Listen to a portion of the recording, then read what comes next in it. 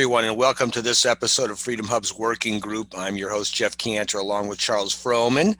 We are sponsored by the Freedom Hub, which is, of course, the Disruptors Intersection, and we certainly indulge you to go take a look at all of that.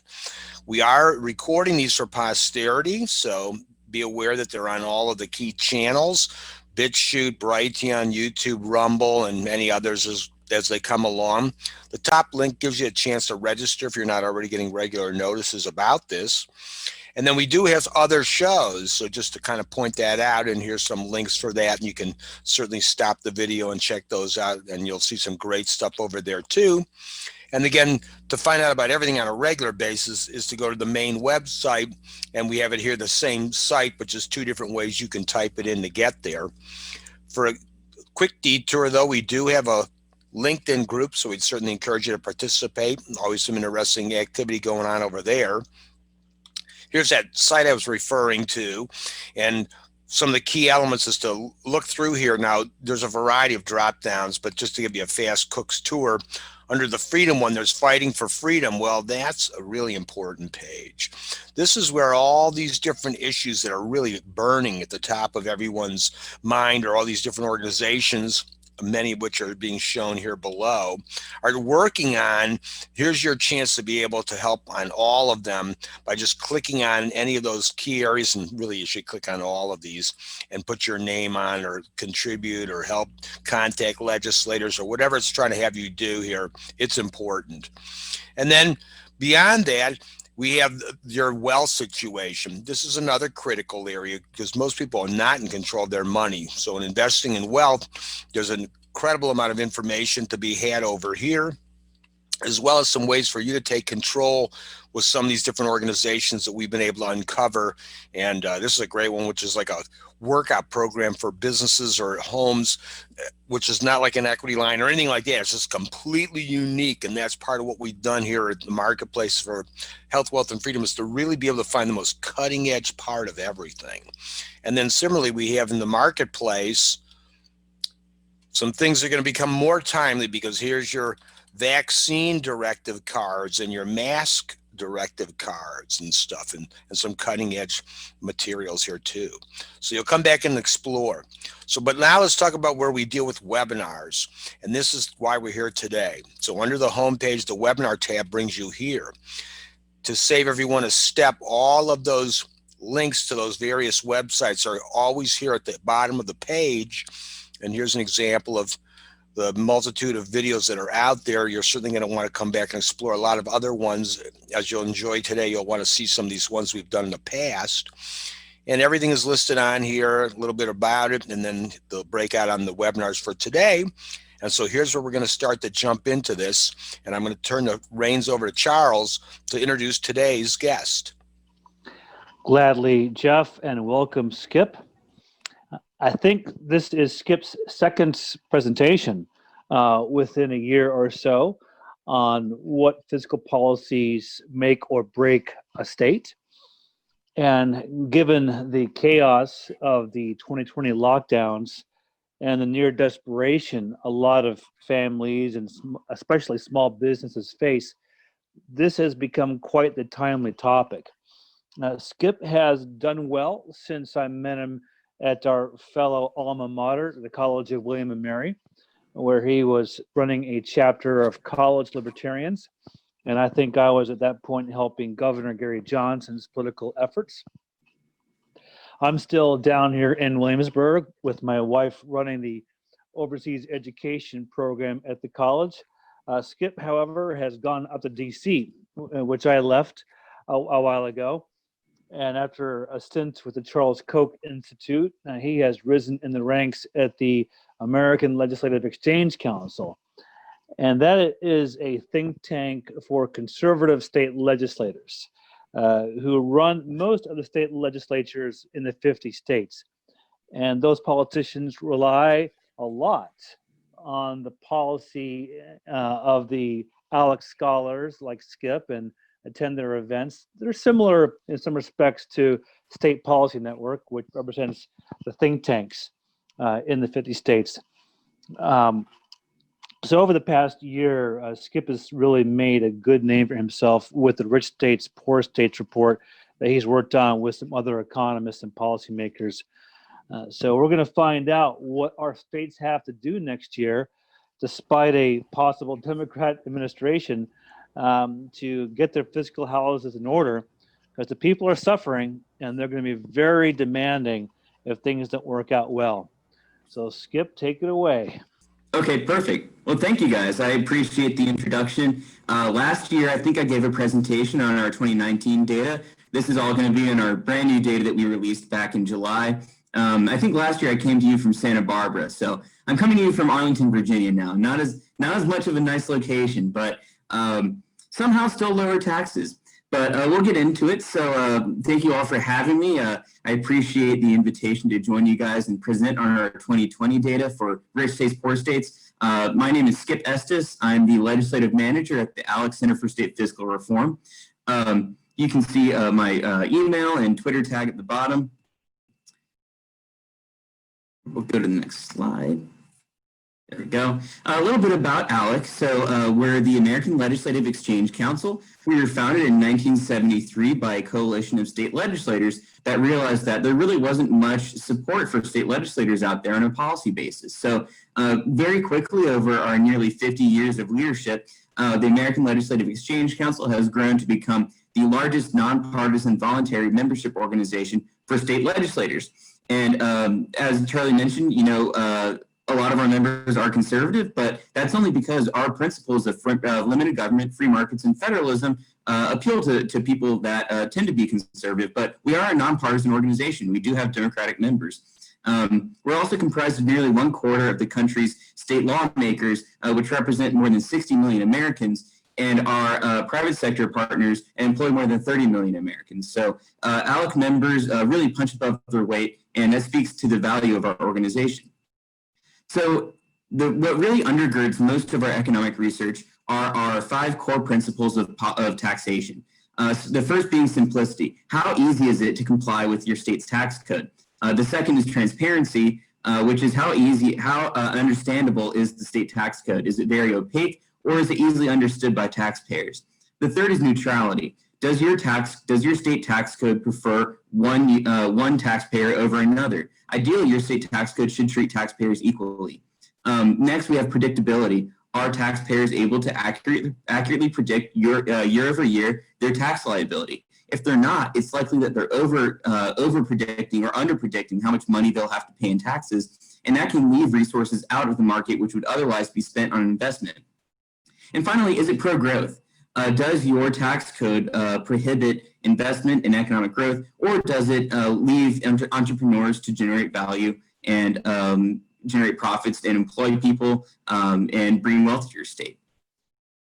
So these tax principles manifested themselves in our 15 policy variables that we use in the Rich States, Poor States State Economic Competitiveness Index. And so ALEC works together with the team of econometricians at the Laffer Associates. And our authors are Jonathan Williams, who's the ALEC chief economist, Stephen Moore, who's currently at FreedomWorks and was economic advisor to the president, and Dr. Arthur B. Laffer, who was President Ronald Reagan's economic advisor. So a really great group of authors who have many, many, many years of experience in looking at state economic data, and they're experts in each of their own rights. So the core question we try to answer with our report through our 15 policy variables is, how does tax policy affect the long-term competitiveness of a state's economy relative to other states? And if you look at the results of our study, our study is actually very accurate when it comes down to our prediction of how well state economies do in the future. So our state economic outlook variable is a forward-looking variable which looks 10 years in a state's future and tries to predict how well a state will perform relative to other states. And we also have our performance variable, which is backward-looking 10 years over how state economies have done over the past decade. So Dr. Randy Pozdana, who is a Federal Reserve Vice President, took a look backwards at our data to see how well our economic outlook figure actually predicts a state's economic performance. And what he found is that we predict between 25 to 40% of states' economic performance 10 years in the future through our economic variable. And while that might seem low to some people, if you talk to any econometricians and tell them that I can come up with a measurement that has a predictive quality of 25 to 40%, they would congratulate you and pat you on the back. That is a very high predictability for any index. So we're very proud about how well our index predicts state economic performance in the future. So just to get into a bit of our results, so the top 10 and bottom states here, you can see the top best performers are Utah, Wyoming, Idaho, Indiana, North Carolina, and the bottom worst performing are California, Illinois, New Jersey, Vermont, and New York. And you can start to see, looking at these two lists, there's a couple things that line up here. So you see Wyoming, Nevada, Florida, and Tennessee are all on the same list, and these are all states that do not tax personal income. Similarly, New York, Vermont, New Jersey, and California are the states with the highest personal income tax rates, and they also are the least competitive states according to our index. So this is a breakdown of what a sample page of our index looks like, and it gives you an idea of the other policy variables that we look at. And I'll just take an example of me and Charlie's home state of Virginia. You can see that Virginia ranks 29th in economic performance, but 16th in economic outlook. And you can see the backwards looking quality of the performance variables on the left-hand side and the forward-looking predictive quality of the variables on the right-hand side under our economic outlook ranking. And you'll see that Virginia is in the top half of states for a handful of reasons. First among them is that Virginia does not levy a estate tax. Virginia does not have Virginia is a right-to-work state. Virginia does not have a higher minimum wage than the federal floor. And Virginia also has relatively low workers' compensation costs relative to other states. And Virginia also has a low sales tax burden compared to other states. Now, where Virginia falls down is the personal income tax rate of 5 3/4, which is close to the average for all states. And where Virginia really performs poorly is the corporate income tax. Corporate income taxes are notorious for raising actually very little revenue when you look at it. It's typically single percentage points of the state's total revenue comes from corporate income taxes, and yet they have some of the most outsized economic impacts. They are a direct tax on reinvestment in capital for businesses, and that is then taxed twice when people who run those businesses are taxed again on the personal income. So you can see that corporate income taxes have a much higher negative effect on state economic performance relative to other taxes. So that's one of the prescriptions that we give most states when we're speaking to legislators about how do we improve our state's competitiveness with other states. We always say, if you can lower your corporate income tax, it's going to have great benefits, and you won't have to lose that much revenue as a result either. So it's a very easy tax to cut as well. So where this competitiveness idea really comes to matter, and I think that the best example of how competitiveness matters for states is in our examples of state migration. When you consider where people are moving, they're moving places that have a vibrant state economy, that have new jobs, new investment, and are exciting places to live. These are all aspects that factor into state tax policy. So let's take a look at the top 5 states where people are moving into. You see Texas and Florida, both are states that do not tax personal income. Following them very closely are North Carolina and Arizona. Both are states that have very low income taxes relative to other states. And then rounding out that list is Colorado. And although Colorado nominally has a fairly progressive state government, Colorado over the past decades has actually instituted some of the most stringent restrictions on how much revenue states can collect from taxpayers. And it's generally the case that Colorado taxpayers receive a rebate on their income taxes every fiscal year because of those limitations on how much revenue the state government can collect from taxpayers. So through those limitations, Colorado has actually maintained a very competitive state economy and has been attracting quite a few people as a result, despite their generally progressive state government. And let's look at the states that have some of the highest outmigration to other states. You have New York, which has combined with New York City's personal income tax rate, one of the highest income tax rates in the country. California, I believe, has the current highest state income tax in the country of 13.3%, which is their top rate on personal income. And that's also, if you consider the top rate for federal income taxes, nearly 50% of income is being taxed between the state and federal government, for California job creators. And Illinois, another very high tax state, same with New Jersey. These states are hemorrhaging taxpayers to other states. And when you speak to people like Paul Krugman or some of the other more left-wing economists, they'll point out to weather as the reason why people are leaving states. And you can see why that would be the case with states like New Jersey, Illinois, and New York. But California, I remember going to California last year, left DC, it was below freezing. We arrived on the tarmac and it was 75 degrees outside and sunny. California is the perfect state for weather, and yet they're losing nearly 1 million people over the past 10 years to other states. Obviously, weather cannot be the deciding factor when it comes to state economic competitiveness. Really, it comes down to state tax policy. And this is reflected not only in economic data, but it's also reflected in politics. So this is a picture showing over the past, I believe it was the past 100 years, how many congressional seats states have lost over that time frame. You can see some very high tax states like New York and Massachusetts have lost people to other states, have lost congressional representation. Same with Illinois. So it's remarkable that over the past 100 years, New York has lost 14 congressional representatives to other states. Because of people leaving their state due to uncompetitive tax policy, these states are actually not just losing out on economics, they're also losing out on political power when it comes to federal and nationwide politics. And this is a projection of what we expect to be the change in congressional representation after Congress completes its redistricting for 2020, given the new census information. And what you're seeing is pretty much the same story play out. New York is losing another congressional representative, as is Minnesota and Pennsylvania. Rhode Island, interestingly, is going to be losing will be an at-large congressman, meaning that they only have one congressman for their whole state for the first time since the nation's founding. And that's pretty remarkable. California is also in clear danger of losing a congressional representative, and that would be the first time California loses a congressional seat since statehood in 1850.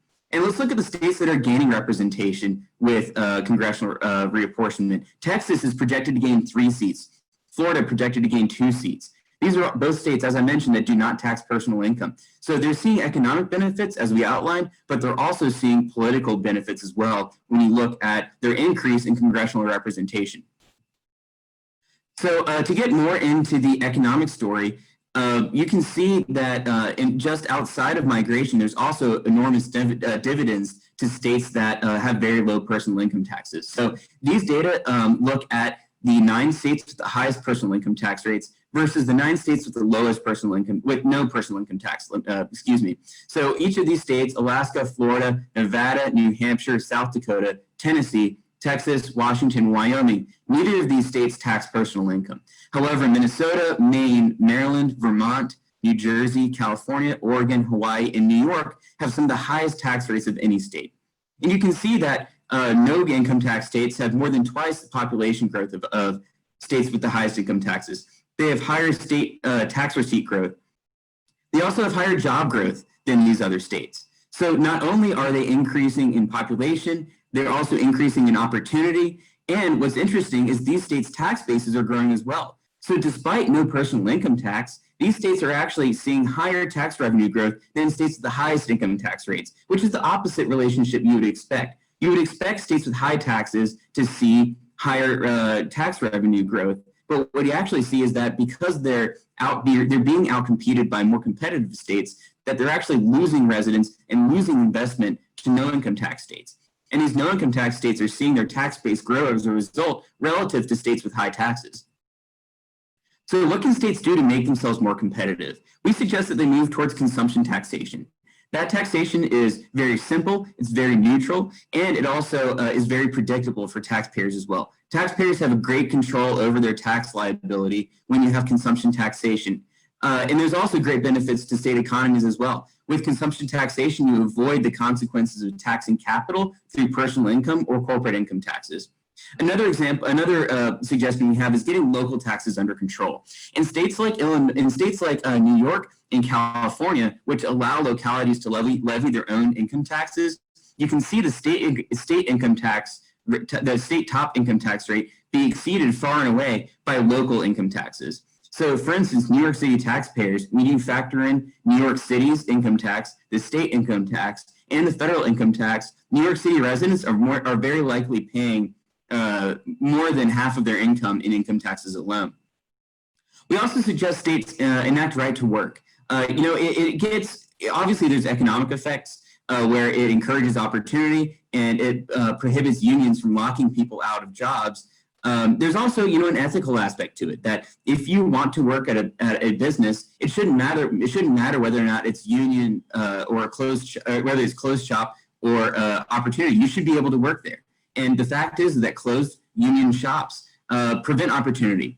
And when states enact right to work, they protect the ability of people to pursue their own happiness when it comes to career and generate income and generate wealth for themselves. We also suggest to shrink the size of the state government. While your tax rate can be one thing, really, if you can't get spending under control, you can't do what you want with taxes. Because states all have to have, at least on paper, a balanced budget, they have to match each spending dollar with a tax dollar. Now, if you decrease the size of state government, you're enacting quite a few spending cuts, and you can do anything that you want with taxes at that point. We also suggest, when it comes to opportunity, that states defeat Fight for 15 legislation. This, while we agree that people of all income strata should be achieving opportunity, should be building wealth for themselves and their family, the fact of the matter is that high minimum wages actually lock people from lower economic strata out of the economy. It makes it too expensive to hire them, and as a result, you can see it in businesses like McDonald's. They move to things like automation. They move to alternatives to having full-time employees under that minimum wage designation, and as a result, people who would ordinarily be hired all of a sudden lose opportunity as a result of an inability to find a job because they're locked out of the market through the minimum wage. And finally, we also suggest states limit tax revenue and spending growth. Broadly speaking, we call these tax and expenditure limitations. And as I mentioned, Colorado has one of the most stringent restrictions on how much state spending can grow and how much the state can collect from taxpayers. It's called the Taxpayer Bill of Rights. And I highly suggest that after this presentation, that you guys take a look at Colorado's Taxpayer Bill of Rights, also called TABOR. It is really the hallmark and a way that we can enact institutions to limit the growth in state government. So I encourage you to please go to our Rich States Poor States website, www.richstatespoorstates.org. Take a look at how your state ranks. And it also gives you the ability to go into your state, and our Adjust Policies button on the right-hand side of the screen. I just took the screen cap of Virginia from our website. It allows you to go through and change the policies to see how that would make your state more competitive. So for Virginia, what if Virginia were to cut its corporate income tax rate to 0? It would allow you to see how Virginia's competitiveness rank would increase in real time. So I highly suggest you take a look at our website and play around with policy yourself. So the other part of my presentation is I'd like to talk about how these competitive economic policies can also help keep states strong during economic shutdowns as a result of the COVID-19 pandemic. So I'll give you an example of the states who are some of the most competitive states in our index and what their data looks like during the economic shutdown. So all of this data is taken. The unemployment data is the most recent release from October 2020, and the GDP loss is taken during between the second and third quarter. So at the height of the economic shutdowns, you can see U.S. unemployment rate is around 6.7% currently. During the height of shutdowns, the U.S. lost annualized 32.8% in GDP. But let's take a look at Utah. The U.S. data, that's all averages, but let's take a look at some state stories. So Utah is the most competitive state in our index. Utah's unemployment rate is currently 4.1%, which back before the pandemic, people were talking about the United States being at full employment. 4.1% is close to that full employment figure people were considering for the United States. So it's remarkable that Utah has such a low unemployment rate compared to other states. The GDP loss during shutdown was only 22.4% relative to the U.S. average of 32.8%. Missouri ranks 19th in our index. Their unemployment rate is 4.6%. They only lost 32% of their GDP during the economic shutdown. And finally, North Dakota ranks 11th in our study. Their unemployment rate is 4.8%, and their GDP loss during the shutdown was only minus 27.6% annualized. And while those are large figures, what's important to keep in mind is how they relate to the rest of the country. The unifying figure amongst all states is the COVID-19 pandemic and actions that state legislatures and governments had to take in order to limit the spread of the virus. But you can see that these states did it in such a smart way, and they had such a competitive foundation in their state economic policy that the negative aspects of the shutdowns affected them very minimally compared to other states. And let's look at the ravaging of COVID-19 on the states with the least competitive state economic policies. Let's take a look at New York, who ranks worst in our study. New York's unemployment rate currently is nearly 10%. New York's GDP loss during the shutdown was 36.3%. Vermont ranks 49th in our study, unemployment rate is 3.2%. It's important to point out Vermont actually is one of the states that has a very serious lack of able-bodied working adults. That's something that the governor speaks on. Governor Phil Scott speaks on frequently, is how Vermont needs to bring more people in another state because they have a very serious shortage of working age adults in their state. So that's an outlier for that figure. But again, they lost over 38% of their economy during the COVID-19 shutdowns. New Jersey, again, 8.2% unemployment rate, lost over 35% of its economy during the shutdowns. So looking and comparing these small groupings of states, you can see the competitive states performed, despite the pandemic, very well compared to states that just were absolutely destroyed economically by the pandemic, New York, New Jersey, and Vermont. Oh, that's kind of a funky slide right there. Strange. Yeah, so the cities that I think, looking at state data is one thing, but let's look at let's look at city data as well. These are cities that, as people have begun to stay at home, they realize they don't need to live in extremely expensive cities that are expensive primarily due to very progressive economic policies. So let's look at New York. They've lost over 110,000 people have moved out of New York City to other states. In fact, a really funny story that happened this past year was Governor Andrew Cuomo begged Mayor de Blasio to make New York City's tax code more competitive to bring people back into New York City who had left for other states. So very rarely do you see two politicians of the same party with very similar political affiliations arguing amongst each other because one has a very uncompetitive tax policy compared to another. So that was a really interesting story from our perspective. Is Andrew Cuomo realizes the negative effects that a anti-competitive tax policy can wreak. So if you'll allow me 1 second just to mess with the funky slide. There we go. That's what I wanted to see. So let me go back down there. Right. So one of some very shocking figures are, let's look at the increase in rental vacancy. And these are figures that are just taken over the duration of the pandemic. Boston's vacancy in rentals has increased by over 500% between January 1st and this summer. New York's increased by over 100% between the same time period. And San Francisco's vacancies increased by nearly 60% over the same time period. And looking at a larger selection of cities, what you can see, and let's take a look at the states that are represented here as well. You see people leaving New York, Illinois, California, Washington, D.C., Philadelphia, for Texas and Georgia, Florida, and Idaho. And, let's take a look. You can see New York City is represented, but also East Hampton. For cities that are very high tax compared to other localities, they're losing residents on net to these other localities. People are realizing once they're working from home, they no longer have to go into the office. Well, why am I paying $3,000 a month for a one-bedroom apartment in San Francisco? Why don't I just move someplace else and work remotely and save money while I'm doing so?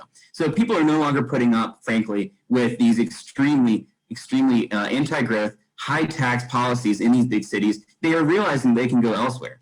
So in summation, fundamentally, states have control over their economic outlook and performance. It's not just weather, it's not just geography. It matters what policies state legislative leaders enact. And within that, you see low tax states with growing tax bases, new residents, new investment, but high tax states are seeing people leave their high tax localities for low tax states, and they're bringing their jobs with them. The COVID-19 pandemic also has completely upended the traditional dominance, I think, of coastal cities. We're starting to see the cracks in the foundation of extremely expensive, liberal-dominated cities on the coast, and we're seeing people, the residents there aren't putting up with it anymore. They're leaving for other states and other cities that are more conducive to building wealth and becoming more prosperous. So I think, fundamentally, again, states have a great opportunity to make themselves more competitive coming out of the COVID-19 pandemic and coming out of the shutdowns. The data there speaks for itself. Low taxes bring more residents, bring more jobs, bring more investment, and high taxes drive it away. So again, thank you all so much for attending. And again, thank you to Charlie and Jeff for inviting me. It was a thrill as always. So here's my contact information. And during our question and answer session, if you guys don't have, aren't able to get in with the question and answers, please reach out to me. I'm more than happy to continue the conversation. Excellent. Thanks, Skip. That was great. And it seems like those trajectories are just reinforced with COVID on the ones you showed before. So it's kind of not surprising. But here's a quickie question. Let's say the state figures out it's a bit of a mess and, overall they didn't look all so horrible, but then you looked at a city like Boston. What can a place like that suddenly do at this late date? It's, like you said, the fix is in to move away. What are they going to do to reverse that trend? Because even if they figure out how to lower the cost, I've figured I don't need to be there. It's too crowded and this and that. I mean, I appreciate like in New York, there's theater or whatever, but who knows what that's going to look like. And that's kind of the draw to make you stay there. There's entertainment and things to do. But like you said, guess what? The band I like, they moved out to the suburbs with me. So what do you think happens to these big cities in the end that get hollowed out at this point? So you're already seeing the market is trying to correct for it. While I was researching changes in vacancy due to the COVID-19 pandemic, data points that I was coming across were that rents have actually not only stayed the same over the year, but have actually decreased. So I think you're seeing markets are starting to correct for people moving out, but city governments need to correct as well. Like I said, this could be a structural thing. This movement away from people from big cities could be a long-term aspect that cities are going to have to grapple with. What they're going to have to do is get city government spending under control. For instance, would it surprise you that DC's annual budget is in the billions of dollars for a city of only around 800,000 people? That's remarkable that their budget is so high. And obviously they have responsibilities because they have the responsibilities of the state government within a city, but that level of spending is remarkably high. So I think cities need to get spending under control fundamentally, which, once you get your spending under control, you can do whatever you want with tax policy. But making sure that you have an efficient state government, that's really the first step that these cities have to make. I'm curious if you'll see, like, in my state is where Youngstown is, and that used to be a real, gangbusters town. But then the bottom hollowed out, and they actually had to downsize the town. Cities like Boston or New York can be forced. Maybe they just are never going to have sufficient housing, meaning that they've got too many houses now or apartments. What might happen on that front? Well, I think that part of the reason why these places are so expensive to live in the first place was because it was an extremely attractive place to live. And people wanted to live in these places, and it drove prices up because supply could only keep up so fast. But to your point, as we see supply, at least, decrease relative to demand, we're going to see prices correct as well. So it's really going to be a market play of supply and demand, I think. But as these places become more affordable to live, we're going to see some of the pains that big cities have been seeing over the past decade probably ameliorate as well. You might see to a smaller degree, the homelessness problem decrease. Food scarcity, housing scarcity. As these places become more affordable, we'll see those decrease as well. But again, those are market corrections. What local governments need to do is to go hand in hand with those and change policies at local level to make those places more affordable. Reform zoning to increase housing supply, increase the ability of businesses to operate profitably within the city. And I think we'll see, if cities can work with the market changes that are happening because of the COVID pandemic, we're going to see cities become much more healthier over time. Excellent. Charles, I see your hand is up. Sure. I got a question, and after I finish, I might invite Jeff, if that's okay, Abigail and Jane to pipe in, since their states were nailed for some pretty sloppy policy in Michigan and Rhode Island. No offense. Rhode Island is losing a legislator. And I think, wasn't Rhode Island one of the most libertarian colonies 200 years ago, with as a haven for religious dissidents, and a lot of trade. I don't know. That's my vague recollection of the origins of that colony. Yeah, I think his name was Roger Williams, was the founder of the Rhode Island colony. Yeah, Roger Williams. Yeah. He broke away because we it's funny, we think of the Puritans in England as seeking religious freedom. Well, they really only wanted religious freedom for themselves. They didn't want religious freedom for other people. So people like Roger Williams, left Massachusetts for other states to achieve that religious freedom that really he had left for the New World for. Exactly. So my question is, on another event earlier today, that Grover Norquist hosts, that center-right coalition, the new Mississippi governor presented with some ambition to abolish the state income tax, which I just think is an awesome thing for a state to do. And the reason he's going to try to push that is because he said, to the west of me is Texas, no income tax. To the east of me is Florida, no income tax. And to the north of me, Tennessee, is no income tax. I have to compete with these states with no income tax. So I was wondering, since you're on the ground with these state legislators, is he the only guy thinking about that? I mean, when Virginia had Republican control, I was hoping there would be some movement in that way. But now it seems like our state is a lost cause with bureaucrat takeover from Nova. So what about that consumption tax, getting rid of the income tax? Any movement elsewhere in the country for that? Yeah, no, that's fantastic news. We're really glad to hear that Governor Reeves in Mississippi is considering repealing the personal income tax in Mississippi. And we think that would do wonders for the state's economic competitiveness. You're surrounded by states with an income tax, but immediately beyond the frontiers of Mississippi, like you said, you have Texas, which doesn't have an income tax. You have Florida, which doesn't have an income tax. So if you're a business on the Mississippi Gulf, you're competing with both businesses and also tourist vacationers when your Gulf Coast is competing for Florida's Gulf Coast and Texas's Gulf Coast. So we love to see the movement from Governor Reeves on that issue. And a funny thing that Louisiana lawmakers say is, we understand that our state roads are bad, but why would we improve them when they would only become a highway for people leaving to go to Texas?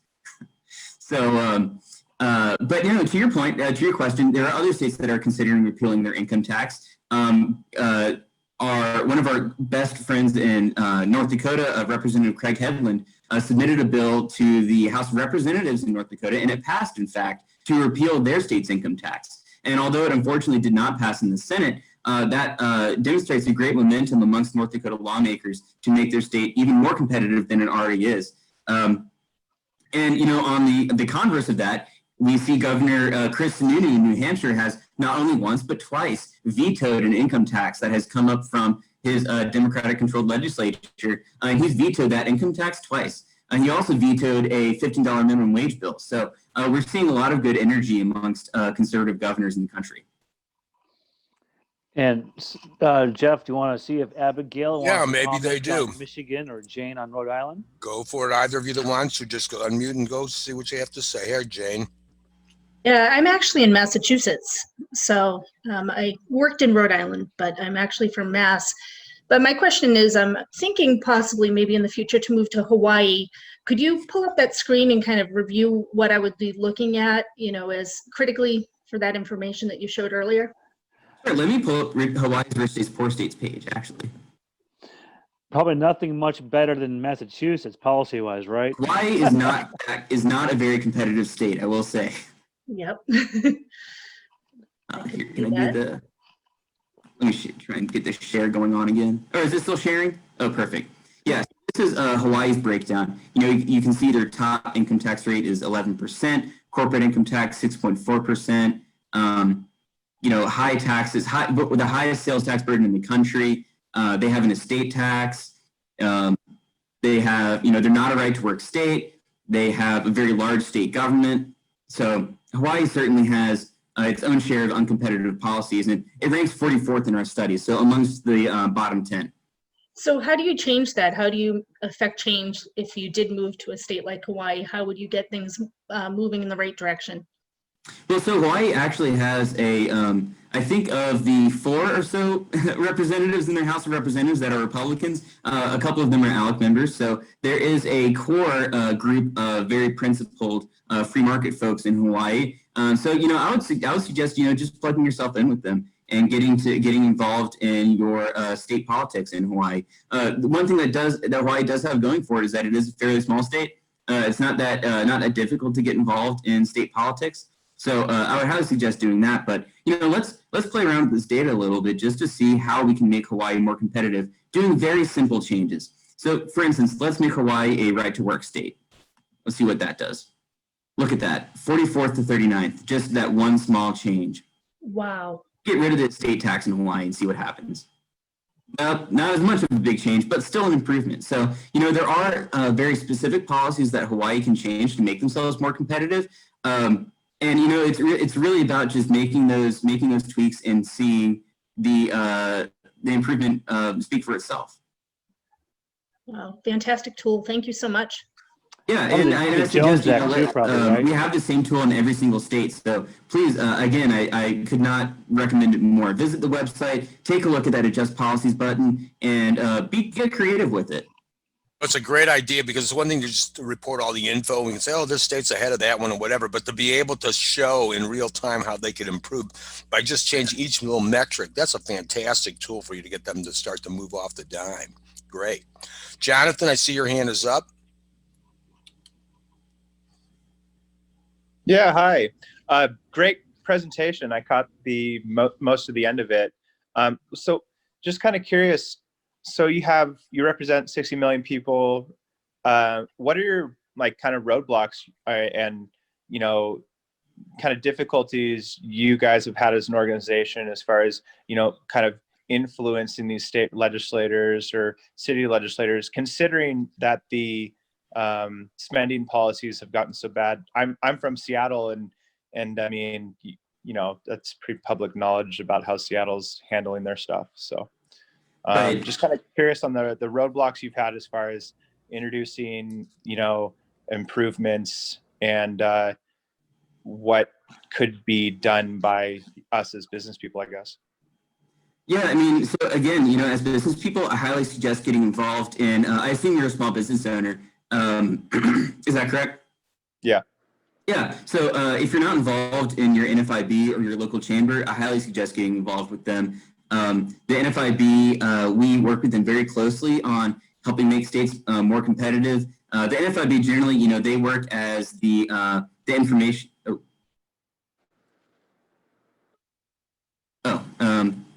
Okay. Yeah, so the NFIB, they work as a great informational ally. They're on the ground in all 50 states. So if you're looking at making Seattle or Washington more competitive, fortunately for Washington, they have no personal income tax.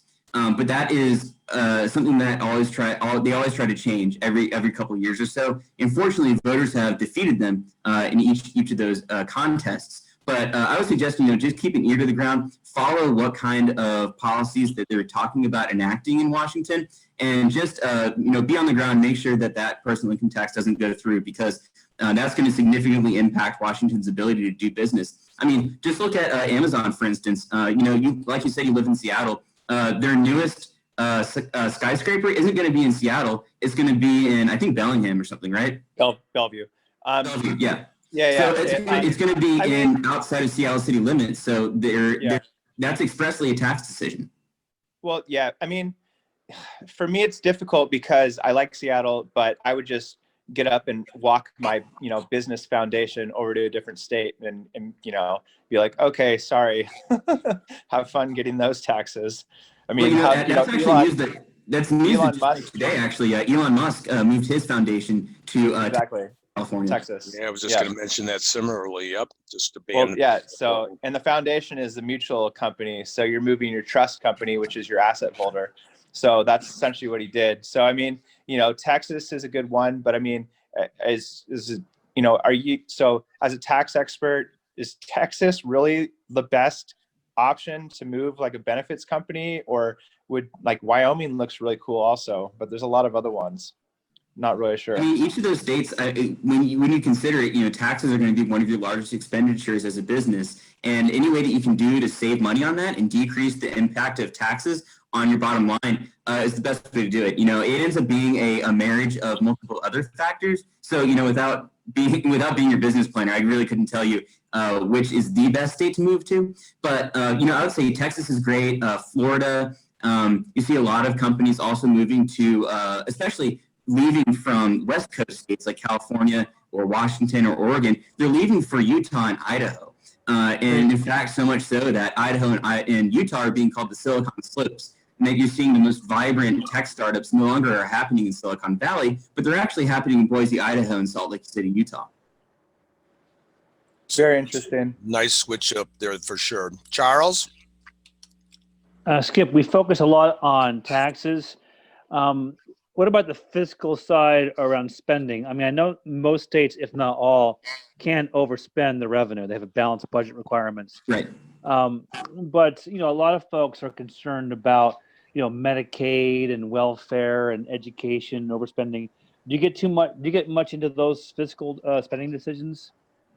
So oftentimes the Medicaid decisions are tough to deal with because those are entitlements. So oftentimes states have to spend money on them regardless of what any decision a legislator wants to make. But that's not to say that they can't work within Medicaid to create savings for the state. So, having a vibrant fraud and improper payments department can be a great way to recoup waste and abuse. Also, making sure that benefits are commensurate with other state factors that are going on within your state.